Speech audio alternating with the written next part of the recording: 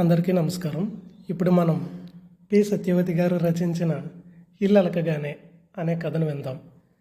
ఇల్లాలు కాకపూర్వం ఓ యువతి చదువు, సంధ్య, తెలివి, చాకచక్యం, సమయస్ఫూర్తి, హాస్యం, లాస్యం అన్నీ కలిగిన అమ్మాయి.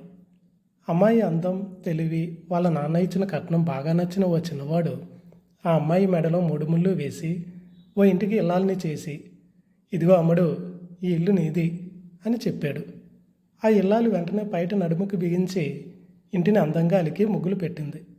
ఆ చిన్నవాడు వెంటనే ఆ ఇల్లాలని మెచ్చుకొని, నువ్వు ఇల్లు అలకడంలో నేర్పరివి, ముగ్గులు వేయడంలో అంతకన్నా నేర్పరివి, శబాస్, కీప్ ఇట్ అప్ అని ఇంగ్లీషులో మెచ్చుకుని భుజం తట్టాడు. దాంతో ఆ ఇల్లాలు తెగ మురిసిపోయి ఇల్లు అలకడమే ధ్యేయంగా తన జీవితాన్ని కొనసాగించింది. ఎల్లప్పుడూ ఇంటిని పరిశుభ్రంగా అలికి రంగురంగుల రంగవల్లికలు తీర్చిదిద్దేది. ఆ విధంగా ఆమె జీవితం 3 అలుకుగుడ్డలు, 6 ముగ్గుబుట్టలుగా సాగిపోతూ వచ్చింది. కానీ ఒకనాడు ఆ ఇల్లాలు ఇల్లు అలుకుతూ అలుకుతూ, నా పేరేమిటి చెప్పమా అనుకుంది. అలా అనుకుని ఉలిక్కిపడింది. చేతిలో అలుకుగుడ్డ, ముగ్గుబుట్ట అక్కడ పడేసి కిటికీ దగ్గర నిలబడి తల గోక్కుంటూ, నా పేరేమిటి నా పేరేమిటి అని తెగ ఆలోచించింది. ఎదురుగా ఇంటికి నేమ్ బోర్డు వేలాడుతోంది. శ్రీమతి ఎం సుహాషిని, ఎంఏ పిహెచ్డి, ప్రిన్సిపాల్ అని. అవును, అలాగే తనకి ఓ పేరుండాలి కదా. ఇలా మర్చిపోయానేమిటి? ఇల్లరికే సంబరంలో పేరు మర్చిపోయాను. ఇప్పుడు ఎలాగా అనుకుని ఆ ఇల్లాలు కంగారు పడిపోయింది. మనసు అంతా చికాగ్గా అయిపోయింది. ఎలాగో ఆ పూటకి ఇల్లలకడం కానిచ్చింది. అంతలో పని మనిషి వచ్చింది. పోనీ ఆమెకైనా గుర్తుందేమోనని, అమ్మాయి, నా పేరు నీకు తెలుసా అని అడిగింది. అదేమిటమ్మా, అమ్మగారుల పేర్లతో మాకేమిటి పని? మీరంటే మాకు అమ్మగారే. ఫలానా తెల్లమేడ క్రింద భాగంలో అమ్మగారంటే మీరు అన్నది ఆ అమ్మాయి. అవునులే పాపం, నీకేం తెలుసు అనుకుంది ఇల్లాలు. స్కూల్ నుంచి మధ్యాహ్న భోజనానికి వచ్చారు. పిల్లలకైనా గుర్తుందేమో నా పేరు అనుకుంది ఇల్లాలు. ఒరే పిల్లలు, నా పేరు మీకు తెలుసా అని అడిగింది. వాళ్ళు తెగ ఆశ్చర్యపడిపోయి, నువ్వు అమ్మవి, నీ పేరు అమ్మే, మేము పుట్టినప్పటి నుంచి మాకు తెలిసింది అదే. నాన్నగారి పేరుతో ఉత్తరాలు వస్తాయి, ఆయనంతా పేరుతో పిలుస్తారు గనక మాకు తెలుసు. నీ పేరు నువ్వు మాకెప్పుడూ చెప్పలేదు కదా, పోనీ నీ పేరుతో ఉత్తరాలు కూడా రావు అనేశారు వాళ్ళు. అవును, తనకెవరు ఉత్తరాలు రాస్తారు? అమ్మా నాన్న ఉన్నారు కానీ నెలకో 2 నెలలకో ఒకసారి ఫోన్ చేస్తారు.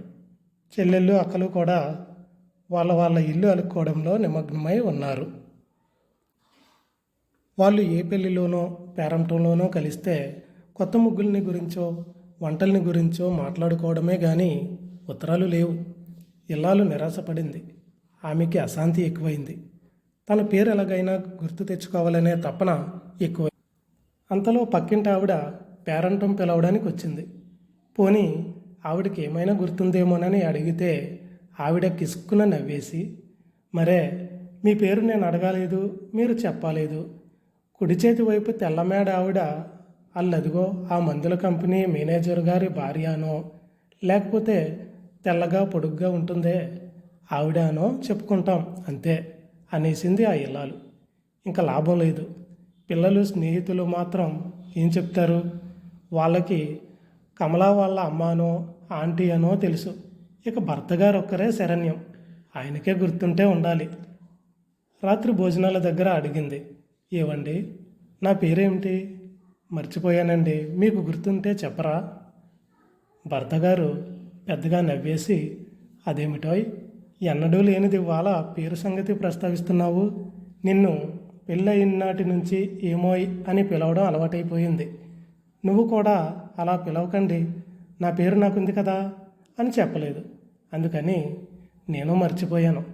ఇప్పుడేం, నేను అందరూ మిస్సెస్ మూర్తి అంటారు కదా అన్నాడు.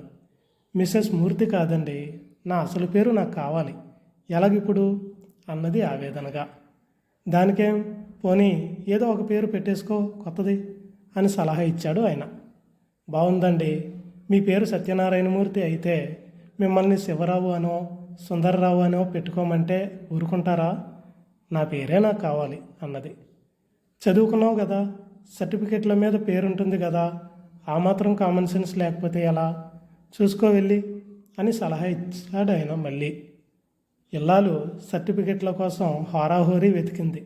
బీరువాలో పట్టు చీరలు, సిఫాన్ చీరలు, నేత చీరలు, వాయిల్ చీరలు, వాటి మ్యాచింగ్ జాకెట్లు, లంగాలు, గాజులు, పూసలు, ముత్యాలు, పిన్నులు, కుంకుమ భరిణెలు, గంధం గిన్నెలు, వెండి కంచాలు, బంగారం నగలు అన్నీ పొందికగా అమర్చి ఉన్నాయే గాని అందులో ఎక్కడా సర్టిఫికెట్ల జాడ లేదు.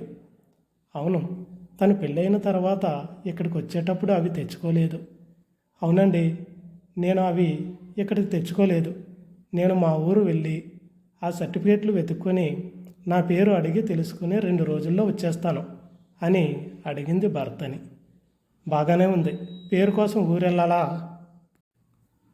ఏం, నువ్వు ఊరెళితే ఈ 2 రోజులు ఇల్లు ఎవరు అలుకుతారు అన్నాడు నాథుడు. అవును నిజమే, మరి తనందరికన్నా బాగా అలుకుతుంది కదా. ఆ పని ఎవరిని చేయనివ్వలేదు ఎన్నాళ్ళు. ఎవరి పనులు వాళ్ళకున్నాయి. ఆయనకి ఉద్యోగం, పిల్లలకి చదువులు, వాళ్ళకెందుకులే శ్రమ పాపం అనుకుని తనే ఆ పని చేస్తూ వచ్చింది. వాళ్ళకి అసలు చేత కాదు మరి. అయినా పేరు తెలియకుండా ఎలా బ్రతకడం? ఇన్నాళ్ళు ఆ విషయం గుర్తు రాలేదు కనుక సరిపోయింది, కానీ గుర్తొచ్చాక కష్టంగానే ఉంది. 2 రోజులు ఎలాగైనా కష్టపడండి, నే వెళ్ళి నా పేరు కనుక్కొని రాకపోతే బ్రతకలేకుండా ఉన్నాను అని బ్రతిమిలాడి బయటపడింది ఇల్లాలు. ఏమ్మా ఇంత అర్జెంటుగా వచ్చావు? ఆయన పిల్లలు బాగున్నారా? ఒక్కదానివే వచ్చావేం అని అమ్మా నాన్న ఆప్యాయంగా పలకరించగానా అందులో కొంత సందేహాన్ని కూడా జోడించారు. వచ్చిన పని వెంటనే గుర్తుకొచ్చి, అమ్మా నా పేరేమిటో చెప్పమ్మా అని అడిగింది ఎంతో దీనంగా ఇల్లాలు. అదేమిటమ్మా, నువ్వు మా పెద్దమ్మాయివి. నీకు బిఏ దాకా చదువు చెప్పించి 50,000 కట్నం ఇచ్చి పెళ్లి చేశాం. 2 పురుళ్ళు పోసాం. ప్రతి పురిటికి ఆసుపత్రి ఖర్చులు మేమే భరించాం. నీకిద్దరు పిల్లలు. మీ ఆయనకి మంచి ఉద్యోగం, చాలా మంచివాడు కూడాను. నీ పిల్లలు బుద్ధిమంతులు. నా చరిత్ర కాదమ్మా, నా పేరు కావాలమ్మా నాకు. పోనీ నా సర్టిఫికేట్లు ఎక్కడున్నాయో చెప్పు. ఏమోనమ్మా, ఈ మధ్యన అలమారల్లో పాత కాగితాలు, ఫైళ్ళు అన్నీ ఖాళీ చేసేసి గాజు సామాన్లు సర్దించాం. కొన్ని ముఖ్యమైన ఫైళ్ళు అటక మీద పడేశాం. రేపు వెతికిద్దాంలే. ఇప్పుడు వాటికేం తొందర? హాయిగా స్నానం చేసి భోజనం కానియ్యమ్మా అన్నది ఆ ఇల్లాలి తల్లి. ఇల్లాలు హాయిగా స్నానం చేసి భోజనం చేసింది, కానీ నిద్ర రాలేదు.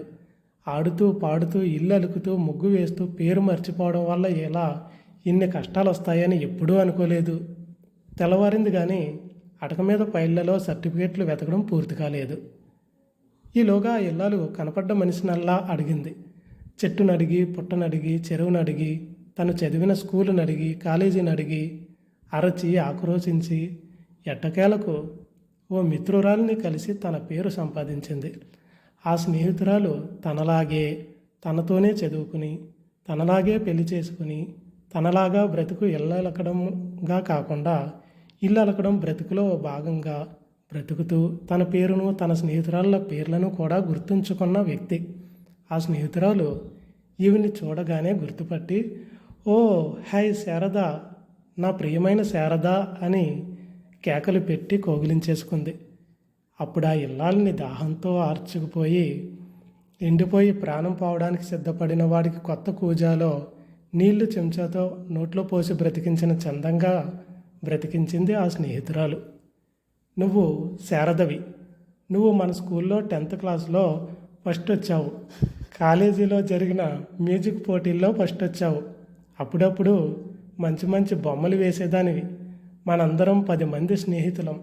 వాళ్ళందరినీ నేను అప్పుడప్పుడు కలుసుకుంటూనే ఉన్నాను. మేము ఉత్తరాలు రాసుకుంటూనే ఉన్నాం. నువ్వు ఒక్కదానివే మాకు అందకుండా పోయావు. చెప్పు, ఎందుకు అజ్ఞాతవాసం చేస్తున్నావు అని నిలదీసింది ఆవిడ. అవును ప్రమీల, నువ్వు చెప్పింది నిజం. నేను శారదనే. నువ్వు చెప్పేదాకా నాకు జ్ఞాపకం రాలేదు. నా మెదడులోని అరలన్నీ కూడా ఇల్లు ఎంత బాగా అలకాలి అనే విషయం మీదే కేంద్రీకృతం అయిపోయాయి. ఇంకేం గుర్తులేదు. నువ్వు కనబడకపోతే నాకు పిచ్చెక్కిపోయేది అంది శారద అనే పేరుగల ఆ ఇల్లాలు. శారద సరాసరి ఇంటికి వచ్చి అటక ఎక్కి పాత ఫైళ్ళు తిరగదోడి తన సర్టిఫికెట్లు, తను వేసిన బొమ్మలు, పాత ఆల్బంలు అన్నీ సాధించింది. తను స్కూల్లో కాలేజీలో గెలుచుకున్న ప్రైజులు కూడా వెతికి పట్టుకుంది. కొండంత సంతోషంతో ఇంటికి తిరిగి వచ్చింది. నువ్వు లేవు, ఇల్లు చూడు ఎలా ఉందో, సత్రంలా ఉంది. అమ్మయ్యా నువ్వు వచ్చావు, ఇంకా మాకు పండగేనోయ్ అన్నాడు శారద భర్త. ఇల్లు అలకగానే పండగ కాదండి. అవును కానీ ఇక నుంచి నన్ను ఏమోయ్ గీమోయ్ అనకండి. నా పేరు శారద, శారదా అని పిలవండి, తెలిసిందా అని కూని రాగాలు తీస్తూ హుషారుగా లోపలికి వెళ్ళింది. ఏ మూల దుమ్ము ఉందో, ఎక్కడ సామాన్లు క్రమపద్ధతిలో లేవని చాలా తీక్షణంగా వెతుకుతూ క్రమశిక్షణ కోసం తపన పడే శారద 2 రోజులుగా దులపని సోఫాలో హాయిగా చేరబడి తను తెచ్చిన సర్టిఫికేట్లను, తనకొచ్చిన ప్రైజులను, తాను గీసిన బొమ్మల్ని పిల్లలకి చూపిస్తోంది ఉత్సాహంగా.